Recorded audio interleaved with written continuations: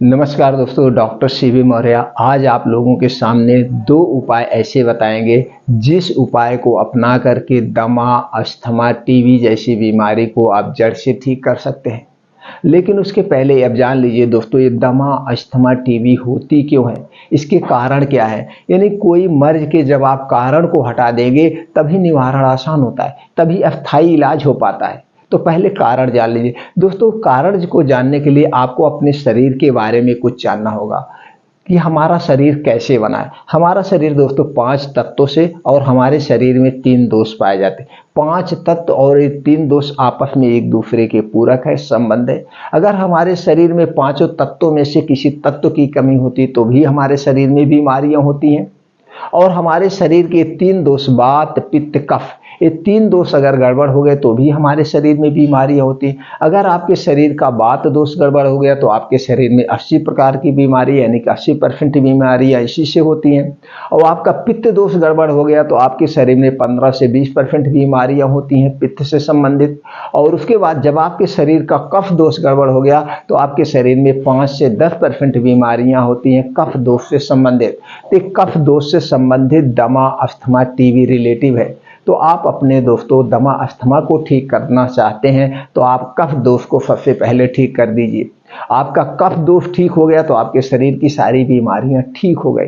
एक तो ये कारण हो गया आपका कफ दोष गड़बड़। दूसरा दोस्तों, कभी कभी क्या होता है जब आपके शरीर कमजोर हो जाता है, आपको वो सारे पोषक तत्व नहीं मिल पाते हैं जिससे आपको जुखाम, बुखार, ये फिर कफ से है लेकिन शरीर वीक होने से आपकी रोग प्रतिरोधक क्षमता कमजोर हो जाती है। जब रोग प्रतिरोधक क्षमता आपके शरीर की कमजोर हो जाती है तो मौसम चेंज हुआ, कुछ भी हुआ, ठंडी हुई, बारिश हुई तो आप बीमार पड़ जाते हैं।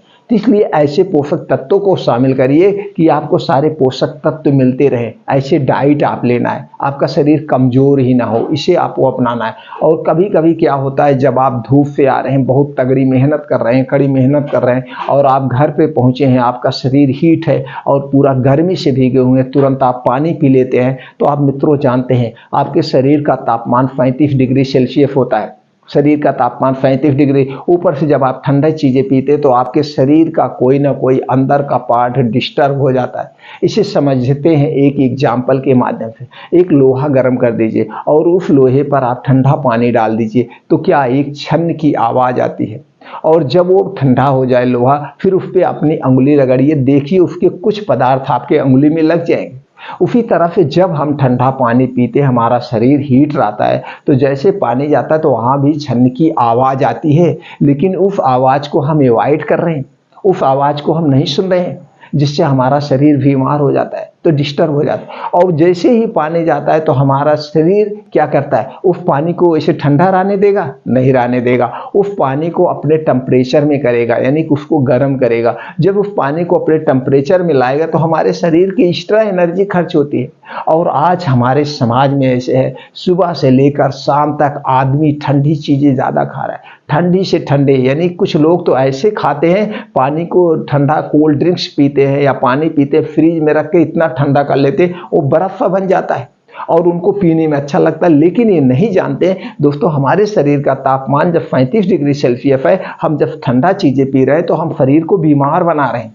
और यही कारण है कि उनका पाचन तंत्र हमेशा कमजोर रहेगा। और जब पाचन तंत्र कमजोर होगा तो आपको कफ बनेगा, एसिड बनेगा, तो आपको तरह तरह की बीमारियां होगी। तो ये सारी चीजें हैं। तो आपको जो है कभी भी बाहर से आइए, कहीं काम करके आइए, पहले 5 मिनट 10 मिनट आराम से बैठ जाइए, ठंडाइए। जब आपका शरीर नॉर्मल हो जाए तो नॉर्मल पानी पीजिए और हो सके तो पूरा प्रयास करिए 24 घंटे गुनगुना पानी पीजिए।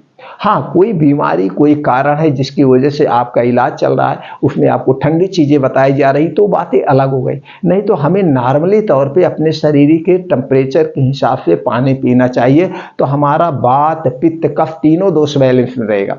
और जब हमारे शरीर का तीनों दोष बैलेंस में रहेगा तो हमारे शरीर में कोई बीमारी नहीं होगी, ये आप जान लीजिए। अब दोस्तों, जैसे आपने जाना आपका शरीर पोषक तत्वों से बना है, तो आपको ऐसे अपनी डेली रूटीन की डाइट्स का मैनेजमेंट करना पड़ेगा। डाइट बनाना पड़ेगा जिसमें वो सारे पोषक तत्व पाए जाते हों, जैसे कैल्शियम, विटामिन ए। इन्हीं से तो हमारे शरीर का निर्माण हुआ। अब हमारे शरीर में किसी भी पोषक तत्व की कमी हो गई तो उससे संबंधित बीमारी होती है। जैसे आपके विटामिन ए कम हो गया तो आपके शरीर में जब विटामिन ए होगा तो आपको रात में दिखाई नहीं देगा, आपको रतौंधी हो जाएगी। तो रतौंधी के लिए विटामिन ए दिया जाएगा या विटामिन ए युक्त पोषक तत्व बताया जाएगा। उसी तरह से जब आपके शरीर में कैल्शियम, विटामिन डी की कमी हो गई तो आपके शरीर की हड्डियां कमजोर हो जाएंगी। आप कहीं ऐसे हल्के फुल्के गिर जाएंगे तो शरीर की हड्डियां टूट जाती हैं। तो क्या किया जाता है, उसमें आपको बताया जाता है कैल्शियम लीजिए, कैल्शियम से संबंधित जो प्रोडक्ट आते हैं उसे आप यूज कीजिए, या सूर्य की धूप में 15 से 20 मिनट बैठिए। सूर्य की धूप में भी विटामिन डी और कैल्शियम प्रचुर मात्रा में पाया जाता है। तो मतलब ये ऑप्शनल दिए जाते हैं। इसीलिए आपको अपनी ऐसी डाइट बनाना पड़ेगा जिसमें वो सारे पोषक तत्व पाए जाते हैं जिससे आपके शरीर का निर्माण हुआ है। तो इसलिए वो ऐसा मैनेजमेंट करिए। इतना चीज़ें आपने कर लिया तो दोस्तों आपको कभी नहीं होगा। तो कारण में क्या हटाना है, जैसे कोई भी ठंडी वस्तु आपको नहीं खाना है, चाहे वो आइसक्रीम हुआ, चाहे कोल्ड ड्रिंक्स हुआ, चाहे ठंडा पानी हुआ, फ्रिज का रखा हुआ कोई सामान आपको नहीं खाना। आज से अभी से त्याग कीजिए। और अपने पाचन तंत्र को स्ट्रांग बनाने के लिए कुछ चीज़ें आपको नहीं खाना पड़ेगा, जैसे चीनी से बनी हुई कोई चीज़ मत खाइए, मैदा से बनी हुई कोई चीज़ नहीं लेना है। रिफाइन किया हुआ तेल और डालडा, ये दोनों चीज़ों से जो भी सामान बने आपको नहीं लेना है। डिब्बा बंद सामान, पैकेट बंद कोई भी सामान नहीं लेना है। ये सारी चीज़ें किससे बनती है, चीनी से बनती है, मैदे से बनती है और रिफाइन में निकाली जाती है। इसका स्वाद बढ़ाने के लिए इसमें आर्टिफिशियल कलर डाला जाता है। इसको अट्रैक्टिव करने के लिए, स्वाद बढ़ाने के लिए इसमें कुछ प्रिवेंट डाले जाते हैं और इसे सुरक्षित रखने के लिए इसे दोस्तों कुछ ना कुछ इसमें रखा जाता है, जिसे 6 महीने बाद हम खाते हैं। आइसक्रीम 1 साल बाद खाते हैं, बिस्किट 6 महीने तक हम खाते हैं। तो सुरक्षित रखने के लिए क्या मिलाया जा रहा है आप खुद सोच लीजिए। तो ये सारी चीज़ें क्या है, आपके पाचन तंत्र को वीक बनाएगी नहीं, पाचन तंत्र को कमजोर कर देंगी। तो ये सारी चीज़ें आपको छोड़ देना है और अपने लाइफ स्टाइल में कुछ चेंजिंग कीजिए। समय से सोना है, समय से जागना है और प्रकृति के जो नियम है, जैसे अब इतने बजे सो जाए और ब्रह्म मुहूर्त में उठने का प्रयास करिए। 4 से 5 बजे उठ जाइए। उठने के बाद 2 से 3 गिलास गुनगुना पानी पीजिए। आप मॉर्निंग वॉक जाइए, यानी 5 बजे से 7 बजे 2 घंटा आप अपने शरीर के लिए दीजिए।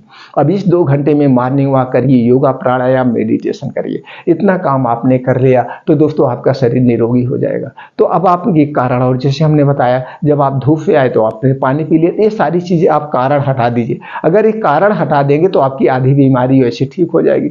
चलिए अब हम जो उपाय बताने वाले हैं उसे आप जान लीजिए। पहला है दोस्तों गोमूत्र। गोमूत्र बहुत ही शक्तिशाली है। इसमें बहुत सारे ऐसे पोषक तत्व पाए जाते हैं, ऐसी चीज़ें पाई जाती है जो आपके दमा अस्थमा को जड़ से ठीक कर सकती है। यहाँ तक कि टीबी को भी जड़ से ठीक कर सकती है। अब इसमें क्या क्या पाया जाता है ये जान लेते हैं।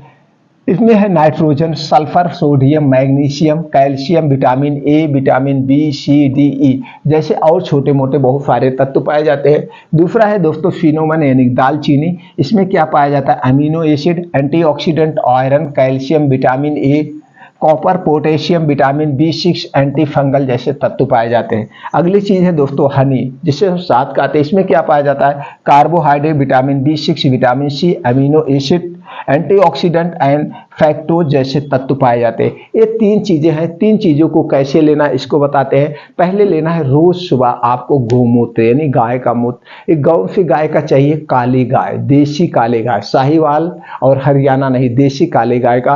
और उस गाय का चाहिए जो खूंटे बांधी हो, उसका नहीं चाहिए। जो गाय सुबह से शाम तक चरने जाती है, जब वो चरने जाएगी तरह तरह की घासें चरती है, तो उसी गाय का आपको गोमूत्र लेना है। कितना लेना है, आधा कप गोमूत्र रोज सुबह खाली पेट आपको पीना है। इसको पीने के 2 घंटे तक कुछ भी खाना पीना नहीं, और इसके पीने के पहले 1 घंटे कुछ नहीं खाना पीना है। यानी कि 3 घंटे का डिफरेंट करना है आपको, उसी के बीच में लेना है। रोज सुबह इसे लेना है। कितना दिन तक लेना है, 1 से 1.5 महीने में आपका दमा अस्थमा ठीक हो जाएगा। अगर आपको टीबी है, टीबी को ठीक करने के लिए 6 से 7 महीना आप लगातार लेंगे तो जड़ से कोई मेडिसिन नहीं लेने पड़ेगा, टीबी भी ठीक हो जाएगी। ये पहला उपाय है। दूसरा उपाय शाम के समय करना है, ये है दालचीनी। सिनोमन, दालचीनी का आप लाइए। दालचीनी दो टाइप की होती है, आपको लाना है पाइप वाली दालचीनी। पाइप वाली दालचीनी सबसे बेस्ट दालचीनी होती है। आप पाइप वाली दालचीनी लाइए, उसको सुखा लीजिए, घर पर पाउडर बना लीजिएगा। और दूसरा क्या लेना, हनी यानी शहद। इस शहद किसी कंपनी का हमारे अपने हिसाब से अच्छा नहीं होता दोस्तों। इस शहद आप जाइए फर्म पे, सब जगह आप तो मधुमक्खी का पालन हो रहा है, उनके पास जाइए, छोटी वाली मधुमक्खी का आप उनके यहाँ से शहद ले लीजिए। वो शहद लेना, अब कितना लेना है, दालचीनी का पाउडर आधा चम्मच लेना है, शहद लेना है 1 चम्मच, दोनों को मिला लेना है। मिलाने के बाद शाम के 5 से 6 बजे, शाम के समय 5 से 6 बजे इसे आपको खाना है। तो शाम को 5 से 6 बजे इसे ऐसे चाट लेना। इस समय आपका पेट खाली रहता है और इसे खाली पेट ही खाया जाता है। बस याद रखना है, जब इसे खाना, इसके 2 घंटे तक कुछ भी खाना पीना नहीं, पानी तक नहीं पीना, और इसके 1 घंटे पहले भी कुछ नहीं खाना पीना। ये 2 प्रक्रिया अपनाकर 1 से 1.5 महीने में दमा अस्थमा को अस्थायी रूप से ठीक कर सकते हैं। यानी कि टीबी को अगर ठीक करना है 6 से 7 महीना टीबी को भी ठीक किया जा सकता है। इस पे आयुर्वेद में बहुत विस्तृत वर्णन है और इस पे बहुत ही सफल और कारगर उपाय है दोस्तों।